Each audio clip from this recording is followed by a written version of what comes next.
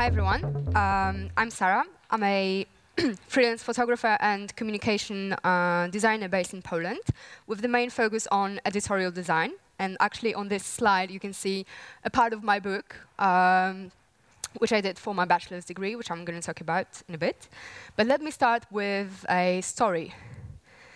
So in this picture you can see me taking a probably very picturesque photo of some plates and knives and forks in a room which for many, actually all of you, it seemed just like a regular kitchen with a nice view to the garden.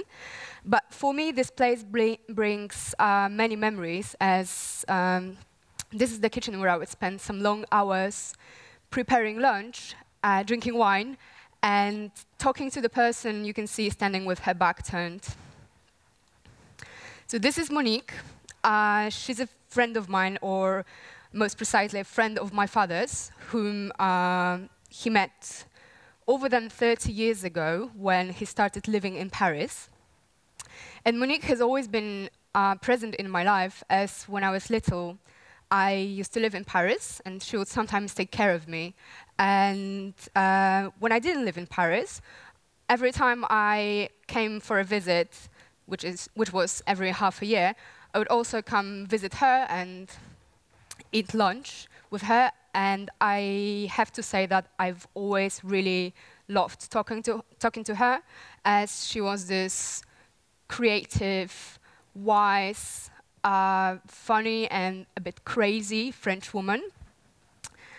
But I can clearly remember one summer when I came to visit her, and I could spot a small difference in her behavior, as it became a bit chaotic and she herself became disorganized. And she would, for example, look for the chicken in a dishwasher, or she would forget if she had taken the plates to the dining room.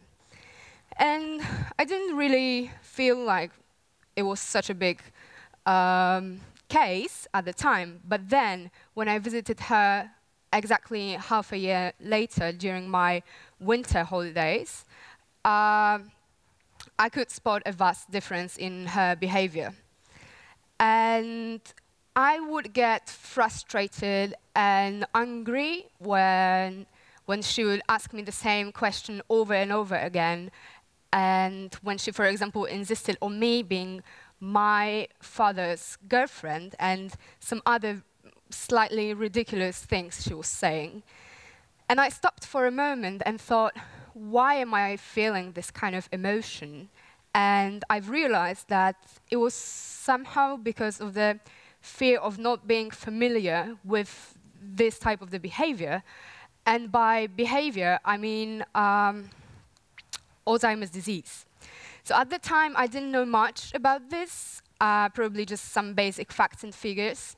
But what really surprised me during my research was that there are over than 44 million people worldwide living with it. And this is the only fatal disease which cannot be cured. So while we can't do anything about it, I found that being prepared for it, either for yourself or for your loved ones, could be somehow crucial. So I thought, okay, while I can't do much for the suffering, why not use my skills to help sort of healthy people get prepared for it? And my biggest goal was to raise a general awareness of this issue. So this is why I've created a book. It's in Polish, but the title says Dissolving Memory, about memory, forgetting, and Alzheimer's disease. This is how it all started. I spent some long weeks sitting next to this desk, going through the piles of books. And then I started writing my own book. My biggest goal was to take all the information I gathered and put them into an accessible form so that everyone could read the book. or almost everyone, because you could get frustrated in the middle. On this slide, you can see one of the last pages of the book, and you can see that the text is barely visible. You can still decipher it if you try very hard, but I gave it to a few people, and they said that, yeah, that it was just a frustrating experience for them. Here's a close-up of one of the last pages of the book. And here is also a page from the same book, but from the beginning. So you can see some effects like repeating signs or the distortion of the text, but you can read the text normally without any difficulties. So my biggest goal was to show the progression of the disease and the loss of the memory in a metaphorical way using a visual language. I also wanted to implement Monique, which I've talked about a second ago, because she was my main source of inspiration, and I also wanted to implement some emotions into the book, which would transfer the emotions of a person suffering from Alzheimer's disease, which are, for example, anger, confusion, and disturbance. I wanted to put these emotions into the book so that the reader could experience them.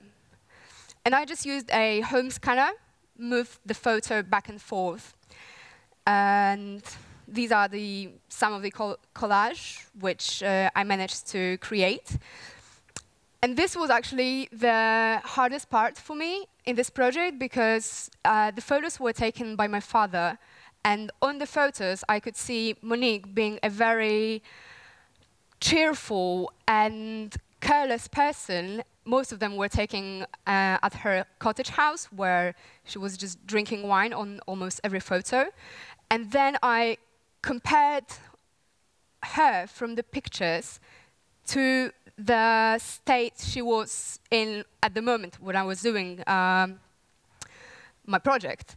And for me, it was really, yeah, it was a heartbreaking experience. You can see the collage being used inside of the book.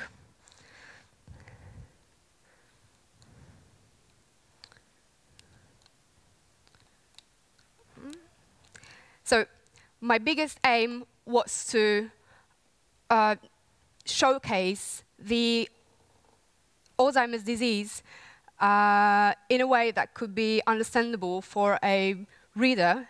And it was a very long, interesting, but also emotional journey for me. But I really do hope that it would help to raise a general awareness of this issue. Thank you.